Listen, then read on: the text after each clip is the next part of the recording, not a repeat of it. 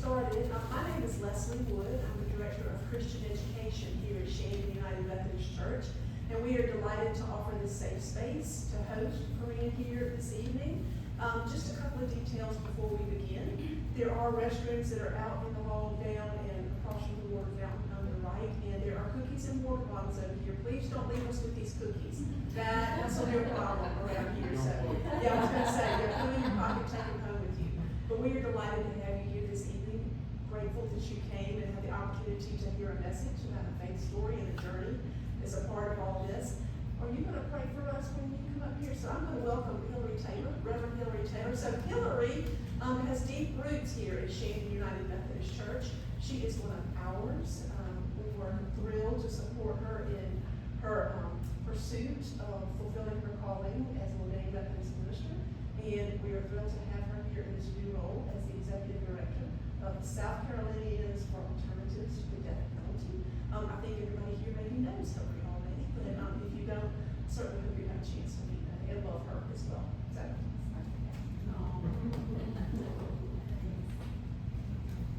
thank you, Leslie.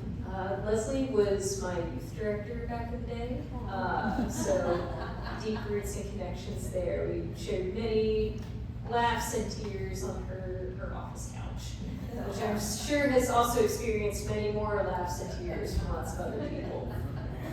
If you will, friends, join me in a posture of prayer, whatever feels most comfortable to you. Let us go to God. Holy God, we give you thanks and praise for the traveling mercies that brought us here, whether locally or far away. We ask that you pour out your Holy Spirit tonight, that as Corinna shares about her faith journey and the experiences that brought her into the space to write the very moving book, Secrets of the Healing State, that we would hear with joy what you would say to us today and experience a call to action in our own lives. We ask this in your holy name. Amen. So, if you've been getting my emails, which I assume that most of you have, or if not, you've been getting some Shandon emails, and thank you for being here. This is the book in question, which we are promoting tonight and tomorrow at another talk at All Good Books at 6 p.m.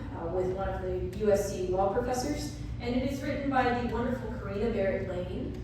Corinna is somebody who I will let give a little bit more information about her own life and her own self, but she is somebody who is a law professor at the University of Richmond's Law School.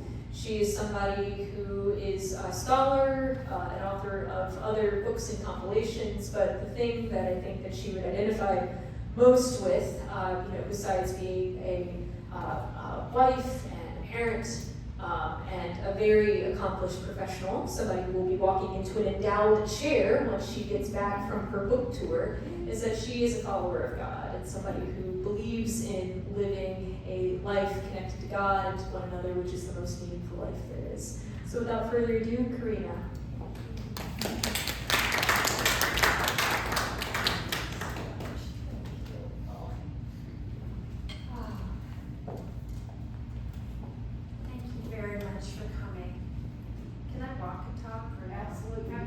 Okay, I'm a little bit of a pacer. Not very good behind podium, although I can't do it. Leslie, thank you for welcoming me into your home, and I feel the same. Thank you so much, Hillary, for welcoming me into your home and the amazing work that you do. It's really, really important. So for those of you who thought you were coming here for like a book talk, I will be talking about the book on the merits, and then when we get to question and answer, I'll go any direction you want to go. You want to talk about the book, we'll talk about the book. But the reason I really, really wanted to talk to people of faith in a setting of faith is because faith is behind this book, and I went on this journey that is a little crazy to me. As a follower of God, and I learned some things and that have really deepened my faith, and then also caused me to think about the death penalty and have new lessons learned. And so I just wanted to share that first, and then I'll talk a little bit about the book. So those are the three things. First, the story behind. And here's the problem, I'm chatty. So I'm going to try to make this quick. I'm going to try to move along, but I'll go back to anything. I could spend the whole 45 minutes just talking about God, you know? Now that I've got the mic. No. So I'll just tell you, I'm a death penalty researcher. I've been an academic for 24 years. I've been studying, researching, and writing and critiquing the death penalty for the last 18 years. So I know a little bit. I'm also a former prosecutor, and I'm also a former sergeant in the Army. So, you know, I'm originally from Montana, and I think Montana isn't that different from Texas. You know, it's kind of got that Wild West mentality. So that's just a little bit about me. But for this book, and here's the story. I just had a research question. That's it. It's just a regular, I thought at the time, it was just, that's what I do. I ask questions and I research and publish the answers. That's my job. And my question was, why are states so bad at legal rejection? Like, why am I reading about 3-hour-long executions and people being punctured 18 times and waking up on the gurney? I mean, all of these are stories I tell in the book. It's insane. And you know, the way I thought about it, again, you know, I hope you'll forgive me, I have my view about the death penalty, and have been critiquing it strongly. But it's like, okay, aside from the death penalty, you're also torturing people to death. And why are you so bad at this? Because we do know how to put down our beloved pets with drugs. We know how physician-assisted suicide works. We put people in anesthesia, cut their chests open, and do all of these painful things. And so just, you know, go with me here as an analytic, you know, investigative question. Why are they so terrible at this? And so I started looking at it. I'm also a legal historian, so I'm used to managing some sources, but I got into this book. I got into this paper. I thought it was going to be an article. I was willing to write an article. About a year in, it was clear to me this is a book, and I did not want to write a book. In fact, I had another project earlier that people said, you know, there's a lot stuffed in here. This deserves a book-length treatment. I set that project down. Nothing's still down because I did not want to write a book. So, like, I really did not want to write a book, and I put this project down. That was December 2017. I had been researching for about a year. And in January 2018, I went to a law professor conference, and at these law professor conferences, sort of the way nerds relate to each other is, you know, hi, how are you? What are you working on? What are you working on? So, you know, everyone's asking me, what am I working on? And fact is, what I was working on, I had sat down, and so, you know, I was very insecure about it as an academic. And after one particularly stressful lunch, I skipped the 1 o'clock session that I was supposed to go to, and I went back up to my hotel room, and I got on my knees on the, you know, against the hotel bed. And now I'll just tell you, I was telling Hillary, I call myself a free-range chicken Christian because I'm not a member of a church, but I have a deep and abiding faith.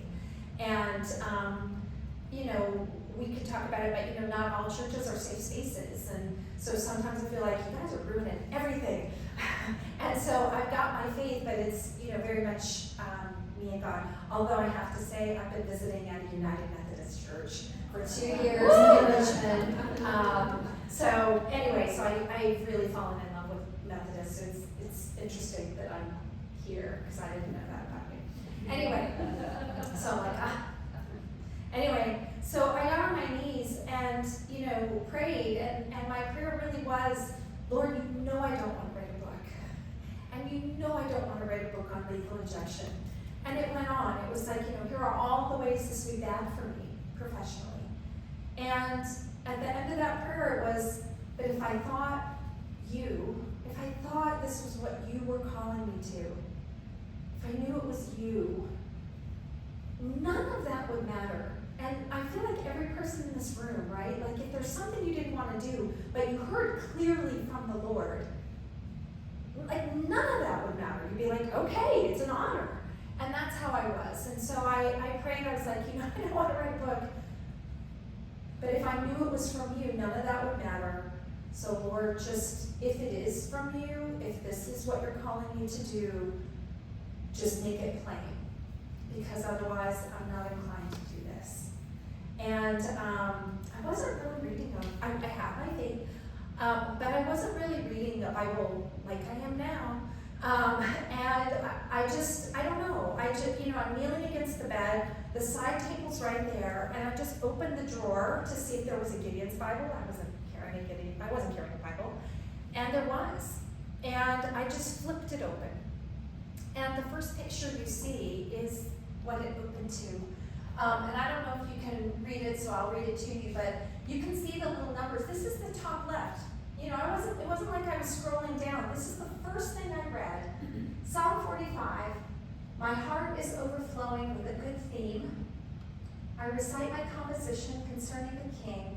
My tongue is the pen of a ready writer. I just said, wow. Dang it. I guess I'm going to write a book on lethal injection. And so I did. And it was another, it was 2022. So this happened in January 2018. So 4 years later, which is really 5 years into the project, it took 5 years. I wrote through breast cancer in 2019. I wrote through COVID with everyone stuffed in my home in 2020. So it took me a while. And I went into January 2022 with a draft of the book. And, in the years I was writing it, I was workshopping little chapters. That's what faculties do. And I would always have, the law faculty be like, what kind of book is this? Because it's really written very casually, especially for a law professor, but it's got a lot of meat to it. And I would always say I don't know, I'm just trying to get a draft out. But inside I was always saying, I don't know, this is the Lord's book. I figured the Lord was gonna tell me.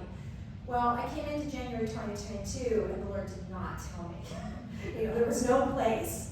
But in the years that I was researching, I would find things and just say, how is it possible that, I was like, how did I not know this? There are all of these things.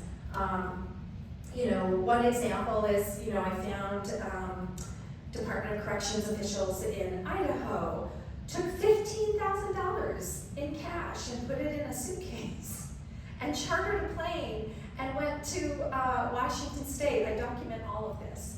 And where they did a drug deal, allegedly, and this is an under-the-table deal without a prescription for drugs, allegedly in a Walmart parking lot. And, the state came out and said it was not in a Walmart parking lot. And I'm like, that's your problem? That's the problem? It wasn't in Walmart? Come on. But, there were just so many things where I just said, everyone needs to know this. This is not just about academics. The government is doing this in our name, and so I really wanted people to know. So I thought, well, commit your work to the Lord, and He will give you the desires of your heart. And I had committed my work to the Lord, and so I was like, the desire of my heart is for everyone to know, to have a trade press book. It doesn't have to be Random House or Norton, but something that is for people and not just academics. And so I thought, well, you have to have an agent in order to get one of those contracts. And so I thought, well, I'll knock on the door if I get an agent. That door will open. If not, I'll go the academic route. And I got an agent right away. And just to let you know, if you Google it, and I'm sure Google is always right, so this must be true. But Google will tell you that the odds of getting an agent for a book contract now are 6,000 to 1. Wow. So I was like, all right, if the Lord's in this, right, I'm gonna get an agent. I got an agent right away, and she's a really good agent. She's an agent for Mary Tyler Moore, for Maria Shriver. So, in some ways this is part of the problem. I am not those people. But anyway, so she was a good agent. She couldn't give my book away. and she was great. But she, tried the big presses. They all said no. And then, she's like, you don't really want random, you don't want those big presses. You get lost in that. There's a lot of medium presses. One by one, they all said no. And then she said, small presses, they're gonna love you. It's perfect. One by one, they all said no. And by the end, this went a year. So just imagine, writing for 5 years, and then a year, nobody wants it. One by one, they all say no. And I now know that different agents work different ways. Most of them, meet their clients, Zoom or call every couple weeks and tell you what the status is. And, here's a theme that's emerging, or just keep rocking. Not mine. Mine would just forward the no's. No one will read this. I don't know who the audience is. I don't like the writing, So it was a year of no. And at the very end, she went to the specialty presses. There's some social justice, very, left-leaning presses. And she said, this is like, come on, this is an abolitionist book. Somebody's gonna love this book. They're gonna want this book. And they all said no, but 2. And I was 2 weeks in, we hadn't heard from them. And she literally was like, I feel really good about this. Because you're 2 weeks in, and it takes longer to accept than to reject. So I'm feeling good about this. And on December 7th, 2022, the last 2 said no, within an hour of each other. And her last email to me was, I'm so sorry, Corinna, there's nothing more I can do. So of course I cried in my office.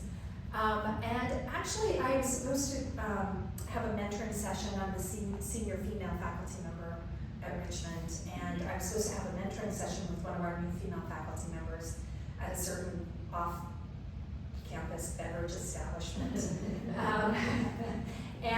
So I texted her and was like, I'm ready. And she said, oh, I got the date wrong. I'm at my daughter's school, we're gonna have to reschedule. And I was like, okay, easy peasy. We'll just reschedule. And I packed up my stuff and I went home and of course cried again. And this time I was on my couch in my, where I do my writing in my home office. And there's like tears streaming down my face and I'm saying, Lord, I don't understand. I received confirmations along the way. I know this is what I'm supposed to do. Was this about being, what even was this about? Was this just about being obedient? And I remember praying, well, they all said no, there's literally none left. So obviously the dream is dead. And so I was like, I don't know what you're doing here. I don't understand it, but I need to hear from you now. And that was literally my tears. I'm like, I just need to hear from you now. I just need to know. I just need to know that you're still there.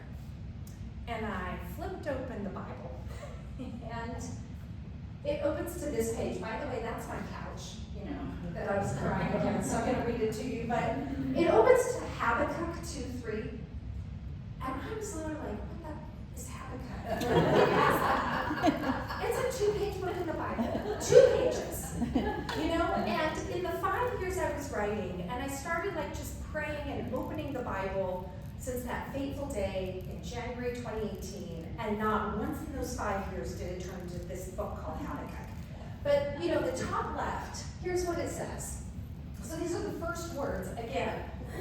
And the Lord answered me and said, write the vision, make it plain upon tables so that he may run that read it.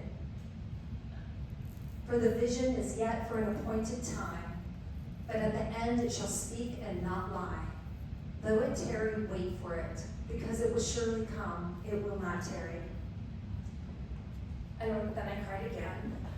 And took a picture, because I am a researcher, so I'm like, I'm going to take a picture of this. And in that moment, I didn't know how it was going to happen. It's impossible, but I knew it would happen.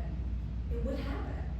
And in the meantime, all of those said no, and so my initial plan was, if this doesn't work out, I'm gonna go to an academic audience.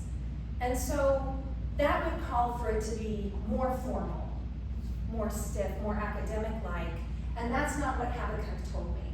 Habakkuk said, make it plain upon tables, that he may run that read it.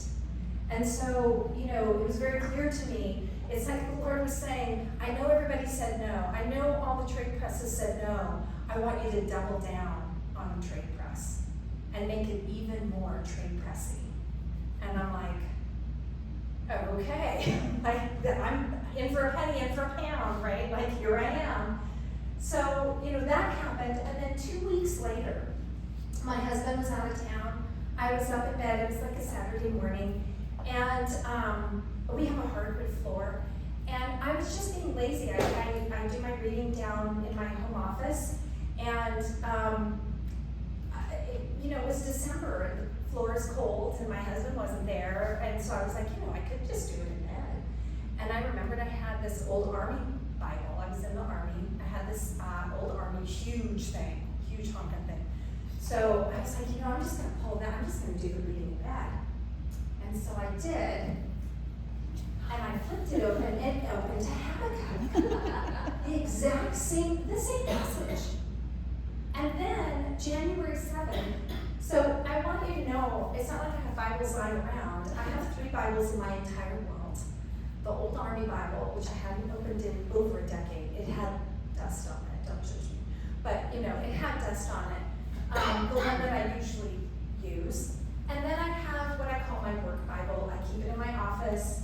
And whenever I'm writing on the death penalty, before I start my research or my writing, I do a reading. And, I don't even know. I'm like, it's sort of a protection for me as I walk in darkness. It's also a have mercy, give me clarity, let me do the work I'm supposed to be doing.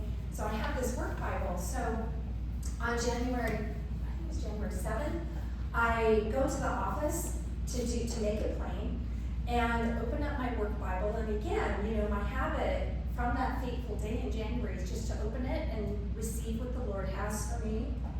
And it opened to Habakkuk.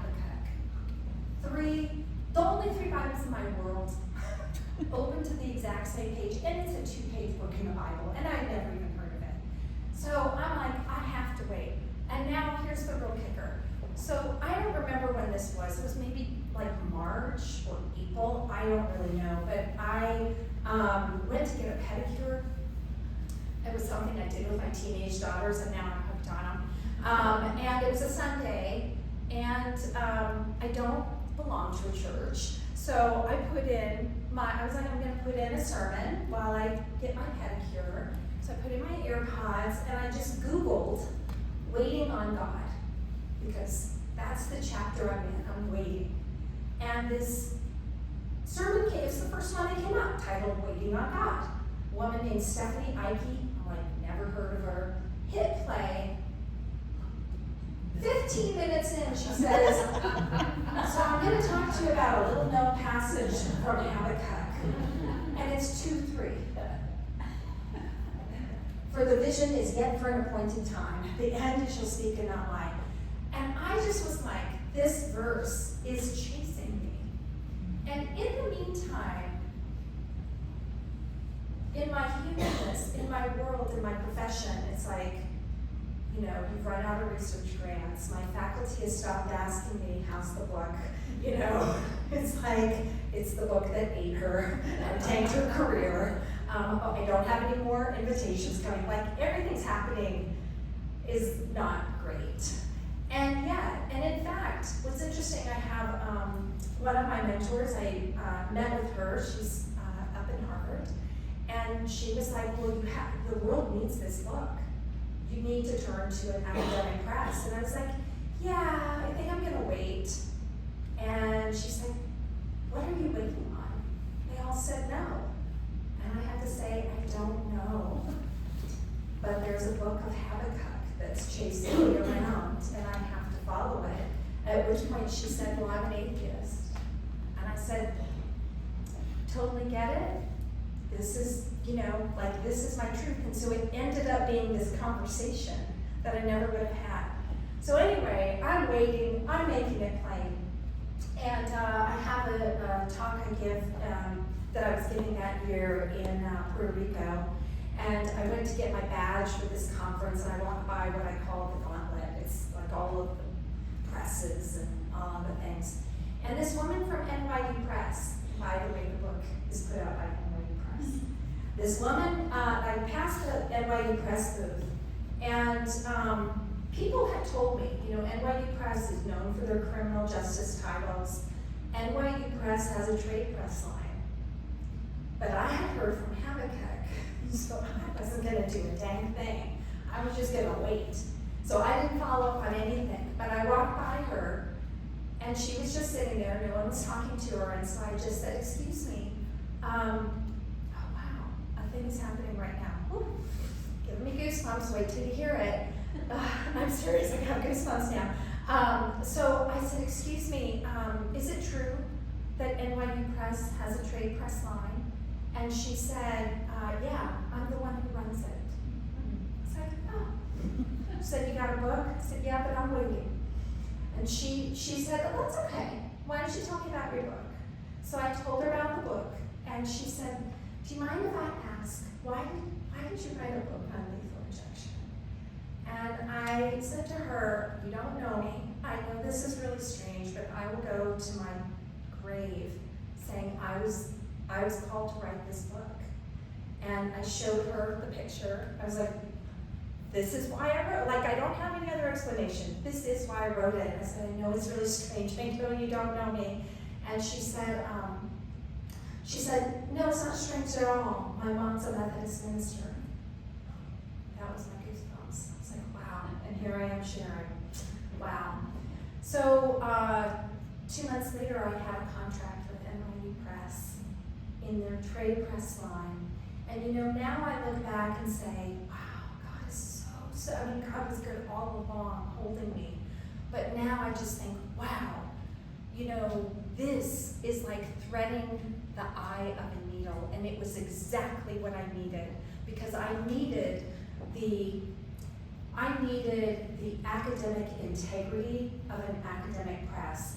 I needed my manuscript to go to other academics to review it, to review the scholarship.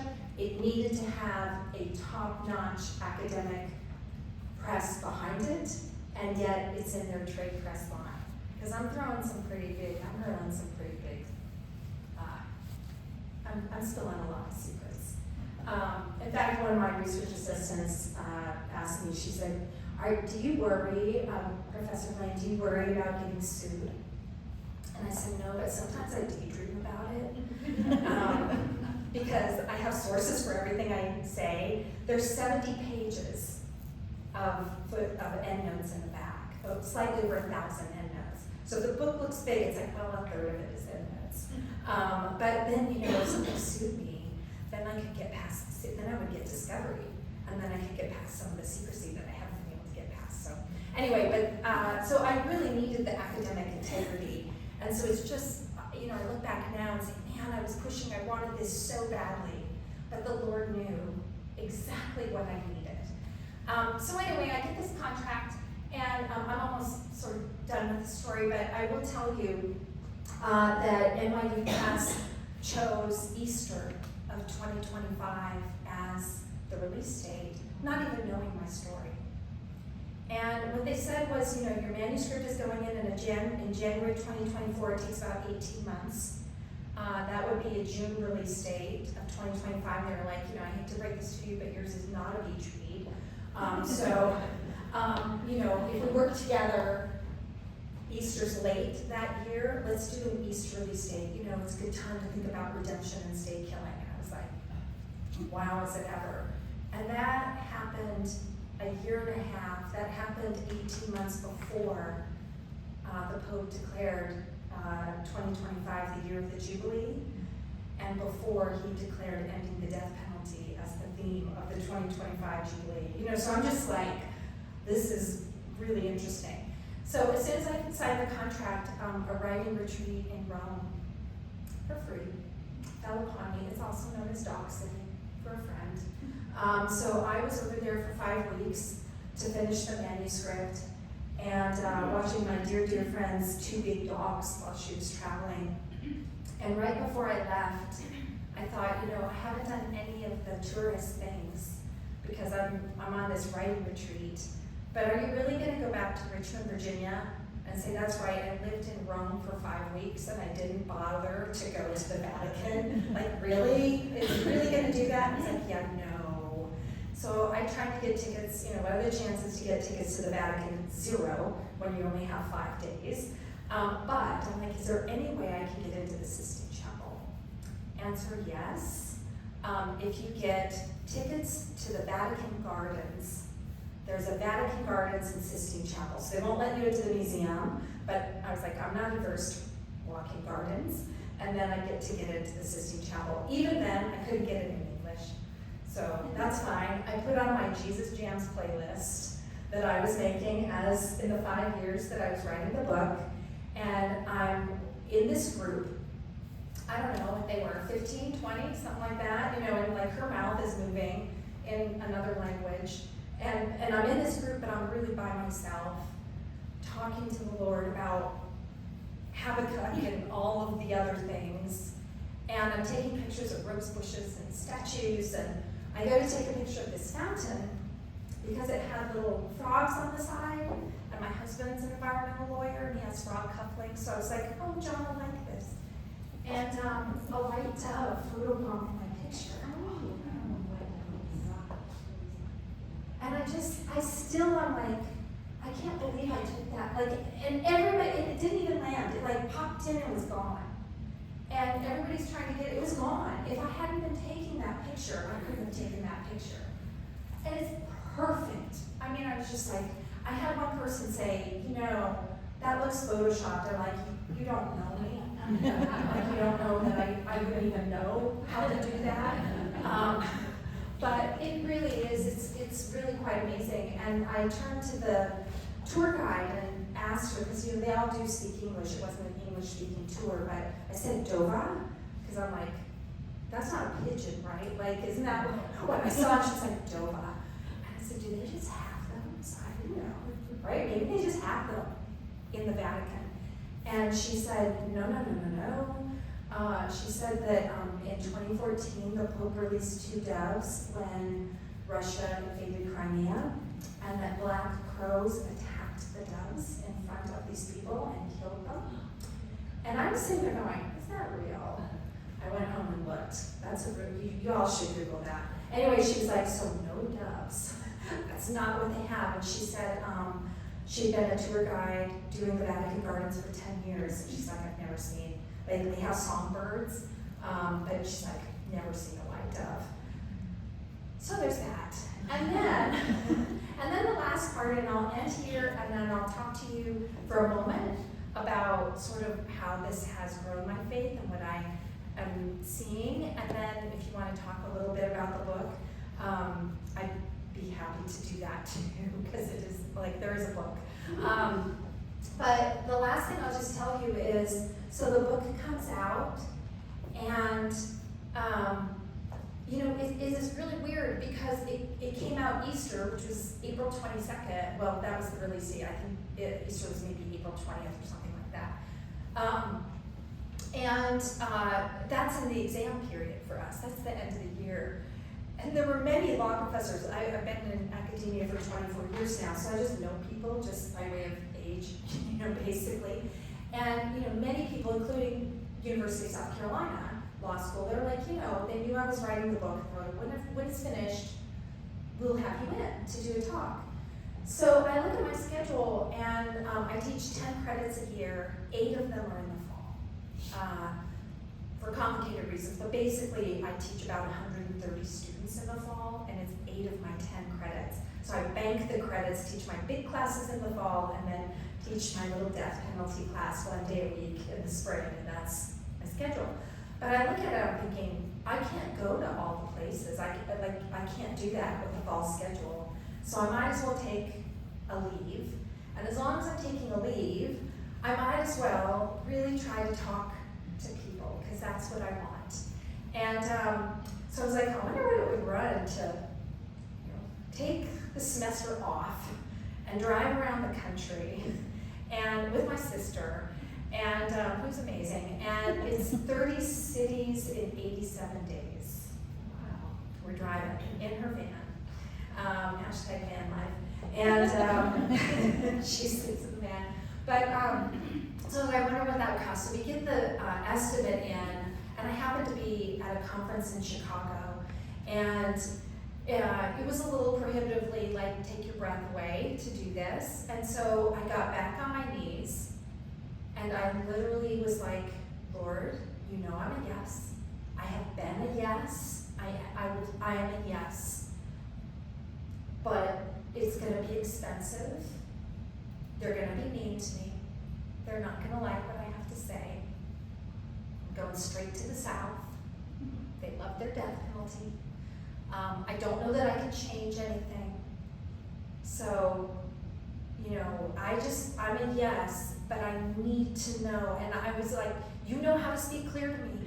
I know you do. So I need to hear, I'm a yes, but here are the things. And so if this is what you're calling me to, that's what I ask for. I ask that you speak clearly to me. Be my last station. And I flip open the Bible, and it turns to Ezekiel chapter 2. And here's what it said. And he said unto me, Son of man, stand upon thy feet, I will speak unto thee. And the Spirit entered, and I heard him say, ... For they are impudent children and stiff-hearted. I do send thee unto them. Period. And thou shalt say unto them, Thus saith the Lord God. And they, whether they will hear or whether they will forbear, for they are a rebellious house. Yet they shall know there's been a prophet among them. I don't consider myself a prophet. I do consider myself a woman with a testimony. That's it. And thou, son of man, be not afraid of them. Neither be afraid of their words, though briars and thorns be with thee. Be not afraid of their words, nor be dismayed at their looks, for they are a rebellious house. And thou shalt speak my words unto them, whether they will hear or whether they will forbear, for they are most rebellious. But thou, son of man, hear what I say unto thee. Be not thou rebellious like that rebellious house. Open thy mouth and eat what I give thee. And when I looked, behold, a hand was sent unto me, and lo, the roll of a book was therein. I have no idea what the context of that was. I just was like, what even was that? This just feels like it was written for me, to me. And, I read it and was like, well, it looks like I'm going on a book tour. And so here I am. So I know that's the longer part of the story, and I feel like I've already talked too much. I will just tell you, I wrote an epilogue. It's just 3 pages, and in some ways I think it's the most important 3 pages of the whole book, because it's there that I say, look, this whole book is based on research. It's a critique of all of as I say, the story of lethal injection is a story about all the ways the state cannot be trusted to kill, and all of the ways they try to cover that up. We'll talk more specifically, but that's the book. But in the epilogue, I say, look, this book was based on research, copious amounts of it, but there's a thing that I learned that I need to share along the way. And so I talk about that in the epilogue, and it's redemption on death row. And, it's really about, what I say is, I'm studying lethal injection, which means I'm studying executions. I'm not studying the people, I'm studying executions, but studying executions gave me a front row seat as to who these people are at the end. Not who they were at the time of their crime, not who they were at the time of trial. Who are they 15, 20, 25, 30 years later? And they're not the same people. And so, I'm like, for all of you who believe or who say you believe in redemption, come and see, right? It reminds me of that verse, I think it's Mark, that's like, what good could come out of Jerusalem? And the answer, Nazareth, thank you. See, it's a good thing that we have an actual word person. But, you know, what good could come out of Nazareth? Come and see, right? And it's like, what good could come out of death row? What good could come out of somebody who did such a heinous act? Come and see. And so I talk about, you know, just what I saw, and just about how, I think there's a line there where I say, as Saul became Paul, so it is for many on death row. And how those people are sometimes starting, you know, churches, the church of death row, sometimes just ministering to others, but they're doing the Lord's work, and we're killing them. Like, that is actually who we're killing at the end. And so I just want to, like, shout out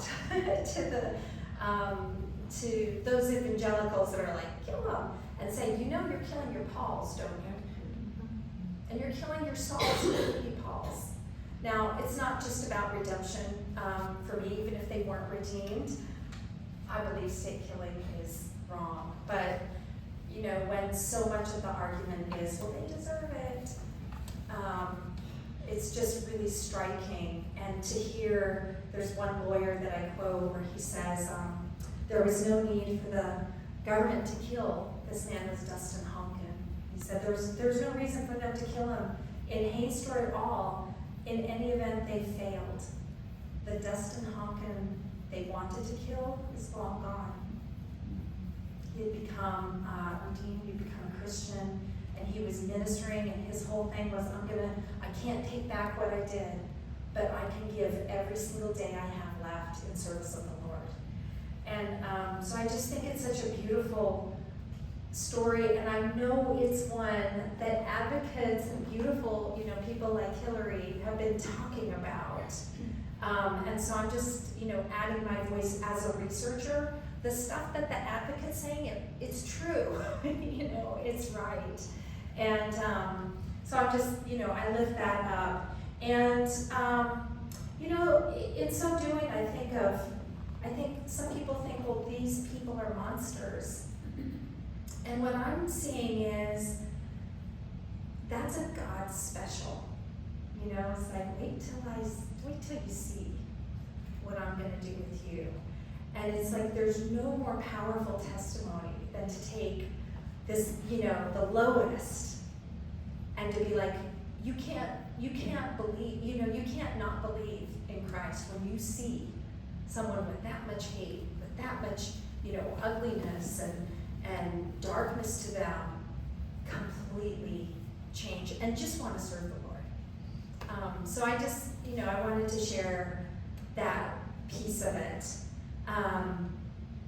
And then the book, because it feels kind of weird to talk all about the story behind the book and not say anything about the book, I'll just say like 3 things that surprised me, but all this book is storytelling.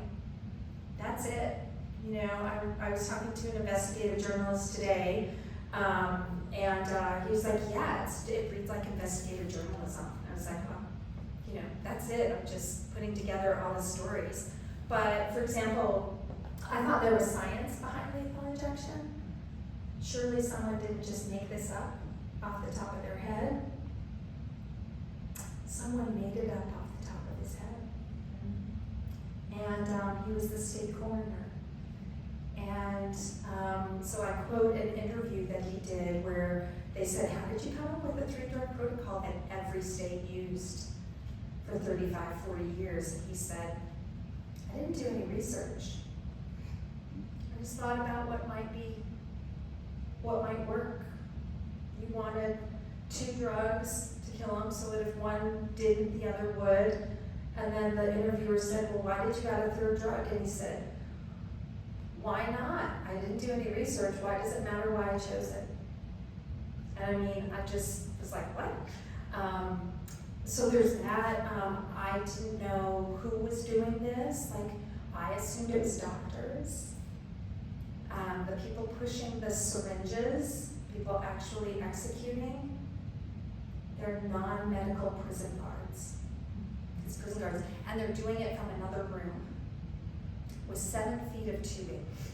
And if you ask them, you're non-medical, like you haven't been schooled at all in how fast to push a syringe, like how do you even know to do it? They will tell you do it by feel. And it's like, what is the feel when there's 7 feet of tubing and you're in another room? And so if you're wondering why, why there's so many potash executions, that's part of it. In the end, and I'll just stop here and then we can have a conversation if you like. But, in the end, the research question that began as, why are states so bad at this? Why can't they get it right? Morphed into a different question. And that question, I don't know, some point 3 years in or so, that question became, why are states sticking with lethal injection? What is it about lethal injection? Yes, you have states like South Carolina that might give you a choice and add something else, but states have stuck with lethal injection like glue. Why? They can't get the medical professionals. They can't get the drugs. They can't get access to the veins. These people actually have notoriously bad veins. It costs $1 gazillion, not literally, but Arizona spent $1.5 million on drugs for 3 executions in 2022 and botched all 3. I document them breaking state laws, breaking federal laws, falsifying prescriptions, breaking private contracts, getting sued, making straw purchases, getting sued by pharmaceutical companies for breaking their private contracts. Of course, it's the taxpayers that are paying the hundreds of thousands of dollars to just defend those suits, and it's not even humane. So I'm like, what is it about lethal injection? Why are they pushing this huge boulder uphill? And what I've come to conclude is that lethal injection just does one thing well, only one. And that is, it hides the violence of state killing. With lethal injection, you don't see the sight of blood, like with the firing squad. You don't have to smell the sickly smell of burning flesh, like with the electric chair. You don't have to see people gasping and retching and seizing on the gurney, like with the nitrogen gas. You get to tell ourselves that people are just drifting off to forever sleep, and that makes it easy to not think about what the death penalty actually is. And it's outside our mind, right? I was talking to a doctor, and he said, I always remember this, it didn't make it into the book, but he said, the heart stops reluctantly. The heart stops reluctantly. And it's like, before the body is ready to die on its own, it takes force, it takes violence to stop the heart from beating. It just goes on.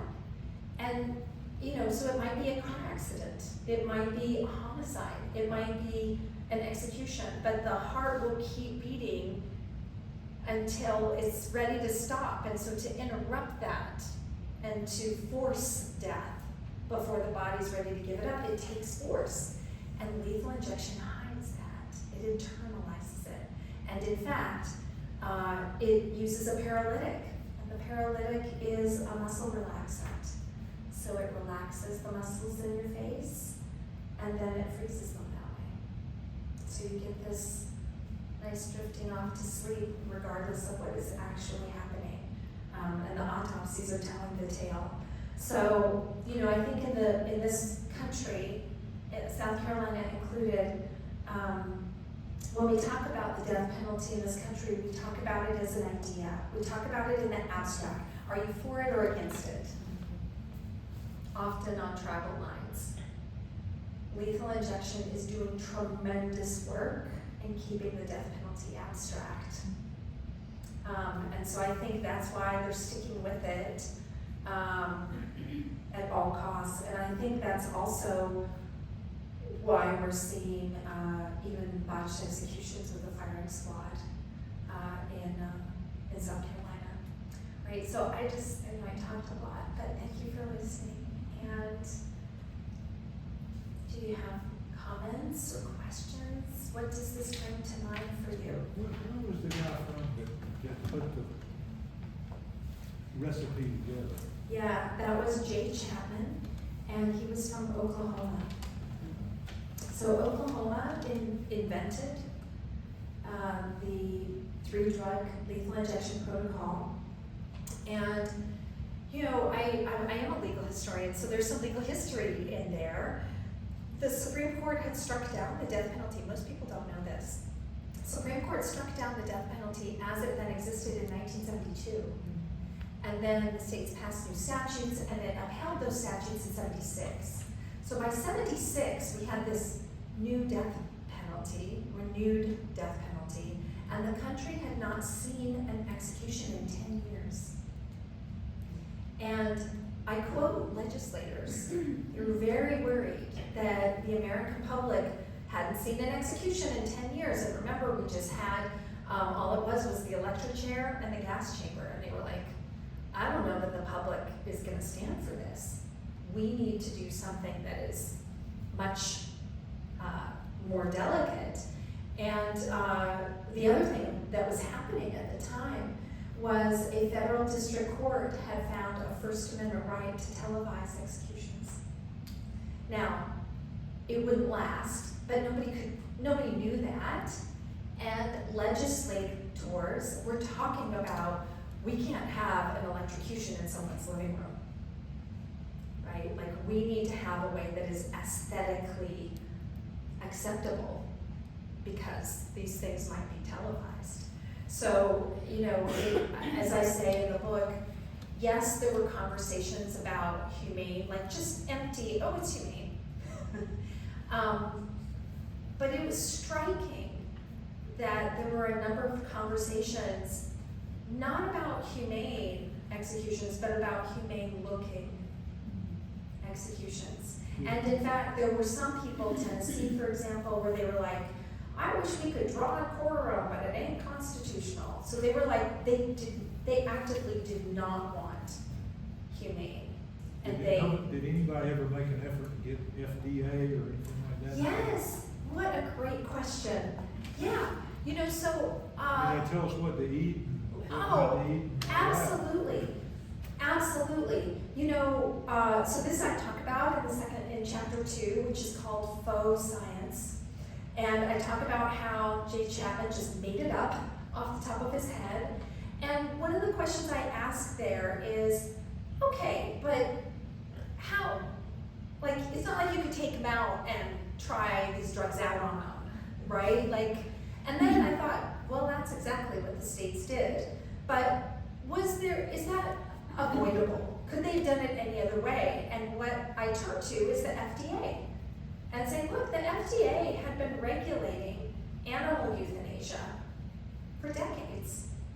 And there was actually a court case filed by prisoners, I think it was 82, 83, and they said, you regulate those drugs, regulate ours. And I think they knew, Chapman made it up, so it was not gonna pass muster. And what that probably would have done is forced states to move to the same protocol they used for pets. So there was a court case, district court case, this was all happening in DC, and a district court judge and then an appellate court said, the FDA said, well, we regulate drugs for health and welfare, and using drugs to kill people is definitely not for health and welfare. And their answer was, yeah, but you regulate euthanasia for animals, so you can regulate ours. And the courts agreed, and then the Supreme Court took cert and overturned and said, FDA doesn't have to do that if it doesn't want to.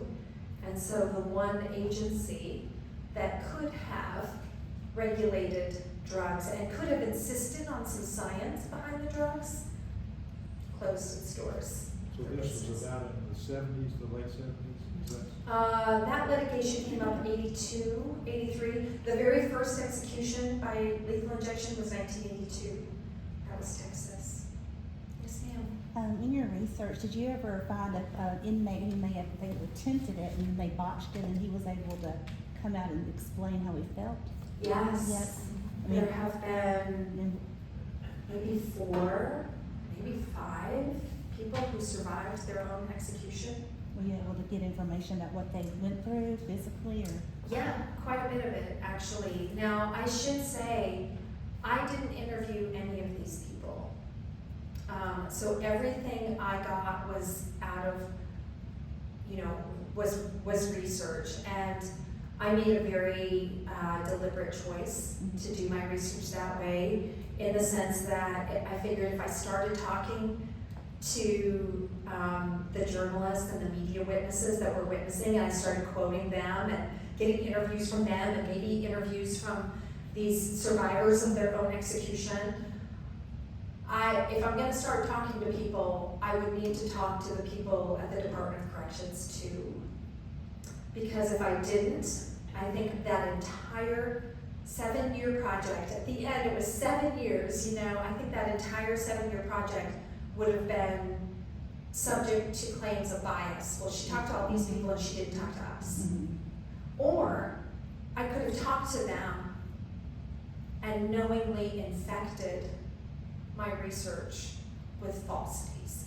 Because the whole point of the book is they're lying to you. And I'm going to show it again and again and again. So because of that, I was like, it's all cold research. But yeah, they talked about it. I mean, they had PTSD, they're urinating blood the next day, they've had their bladders punctured, they're crying. I mean, I do name every single one of them. Every single one of them are in the book. So, yes, ma'am. Okay, I serve with Hillary on Hillary's board, South Carolina Alternative. Thank you for your work. And I love your story. I love everything that you said. Practically, how do we educate, get your story to the masses or to other churches? Or what can we do to impact legislatively your story? I know. I mean, academically, wonderful is to teach as well, but to remove it from there and take it to the masses, take it to large churches. I can see you talking. I know. I'm at ready. Brooklyn Baptist. I can see you because the vast majority of folks who are, at least statistically, you can correct me, are people of color too, and they yes, don't yes, know ma'am. this. When I go into and talk to certain people, they need to be educated. The story needs to be told to impact change. I agree with you 100%. And I mean, this truly is my heart's cry. Yeah, you really impacted me so much, and I can imagine. I'm just like, I literally, my prayer has been, fill my cup. Yeah. And so here, to be able to talk to you all, like, please give me a place to share my testimony. Yeah. Give me a place to talk to young people. I have a talk at South Carolina Law School tomorrow, and they're live streaming it. And so all of those lawyer alumni that are in the legislature, maybe they'll listen, maybe they won't. They're offering a free credit of CLE, so like maybe. But and then I have the book talk tomorrow night. I'm in conversation with Seth Stoughton. He's a law professor and a former police officer, and he supports my work. And so to have a former police officer and a former prosecutor, I'm like, you can't write me off, as I don't know what, but I think I have a place where I can talk across the aisle, and it's in my heart. It's in my heart to do so. So I'm like, let me tell you, I'm still looking for a church in Atlanta. Yeah. I'm still looking for a place in Florida. you know, I am putting out, and I just have to trust that the Lord will, you know, will open the doors, because I know. Because, like, look at that story. Exactly. There's a church here, Daryl Jackson's church. You know, but there's this church. 1,000 people. Well, I go to that church, African American, and they should know about it. I mean, They they should hear these kinds of stories because they vote. yes, And ma'am. that's who they respond to, constituents and voting. We can talk academically, which is Yeah. wonderful. But the bottom line, to make change, You're right. you got to get the masses and the people, and they need to hear and read. Well, let the me say book this. And listen to the story. Let me say this. I'm on this driving tour till Mandy kicks me out. You know, and we end in November, and I'll be, you know, I'll be back being a law professor, and I had them schedule my classes Monday through Wednesday. So all spring, I have Thursday, Friday, Saturday, Sunday. And if there was a church, if you wanted me to come back, I will tell you right now, I will come back. He's I a will, legislator too, Daryl Jackson. I will, you know, here's another beautiful thing though. Okay, I need to tell this story. Yeah, is it time almost? Okay, I'll wrap it up. I'll tell this. I had a guy write me out of the blue, said, I read your book. I'm completely outraged. I think everyone should know. I said, me too. And he said, you know, can you take a call? I talked to him. He said, I have a little fund that I use to fund my pet projects, a little non-profit something. And he said, I would like to make a donation that will fund the purchase and processing and mailing of 100 books across the country. Said, I don't want to go into all legislatures or all AGs. I want you to be thoughtful. I want you to be I want it targeted. You know, don't waste any books. Give it to allies, give it to people who might be allies with information. And so I'm like, well, I don't know, I'm just a law professor, but I'll try to figure it out. I'm talking to people like Hillary. And so maybe they, you know, the people on the ground know. Meanwhile, a husband-wife hear about the first guy, and they write in and say, we want to match it. And then, because we ordered 200 books from Amazon, they gave us 10% off, so we bought 230 books. And they went around the country. I got a picture of that too. But Hillary, didn't you give us names? We gave you 10 names, actually. 10 names.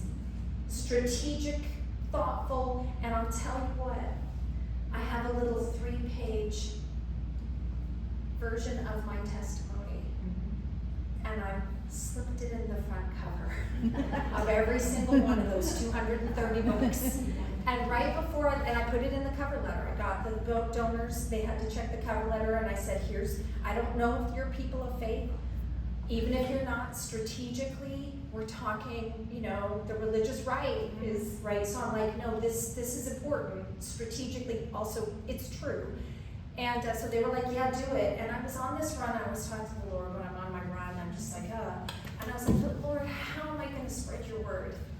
How am I going to do this? You know, how am I going to reach all these people? And what I got back was like, well, you hit 230 decision makers already. You know, it'll be through these conversations. Hopefully you'll tell your friends. Oh, yeah. It's on my website. I also have book club questions. Oh, wait, and now Mandy, she's so good. And I don't know what I did with my postcard. I definitely would like to see you at an African American I would love it. congregation. I would love it. Because this story needs to be told. Thank you. Yeah. I would do it. I'm in. So I will say we're doing a postcard campaign. NYU Press donated. They made these and donated them to me because it has my little book on the back. But you know, stop state killing, and they're all addressed. And they have a postmark stamp. So it's like, if all you do is write your name, Columbia, South Carolina, so they know I'm not making it up. But also you could put a message, pro-life is not pro-death. Read the epilogue. Read this book. You know, I've become a single issue voter. You know, whatever it is. send your message. Okay, I know, Hillary, it's time to, formally close, but I'm also happy to stop and chat afterwards. Does that make sense? I just feel like I've kept. There's any books here. Sorry. No, you sound like me, Corinna. I also could talk about all Oh my this gosh. for days. Everybody, let's give Corinna a big round of applause. Corinna, I think the only thing I'll add before we officially close out is careful when you say I'm not a prophet, that's what all the prophets say. And the next thing you know, you're lying down naked in the middle of the road for a year, and that's what the Lord calls No you to one do, wants right? that. No, I did not sign up for that. There are other prophetic signs that are not that, so that's the good news. Friends, thank you all so much for being here. Corinna and myself will be sort of towards the back. Please stop by. We have buttons about South Carolinians for alternatives to the death penalty, different statistics on South Carolina's death penalty, more information about the organization, and then of course more postcards in case you want to share those with Any other books? folks. Do you have any books? Come Any to the books here? And come to the bookstore tomorrow night. Tomorrow night, most importantly, tomorrow night, that is when there is going to be a book discussion. If you like what you heard tonight, just the little snippets about the book, please come tomorrow night to All Good Books, which is in the 5 Points area of Columbia. It will be at 6 o'clock, and there will be a USC law professor, Seth Stoughton, who will be the sort of co-facilitator and the convening partner who will be asking Corinna questions. So it's going to be a very lively and beautiful discussion. We hope to see you there. Thank you so much. I do have books, and I do, this wasn't about selling the books, but if you can't come tomorrow or something like that, we do have books if you want, but you just let Mandy know. You want to Mandy, do you want to bring it? Do you want me to bring yours in? I can't make it. I would like Yeah, Let's yeah. I just want you to, I need it.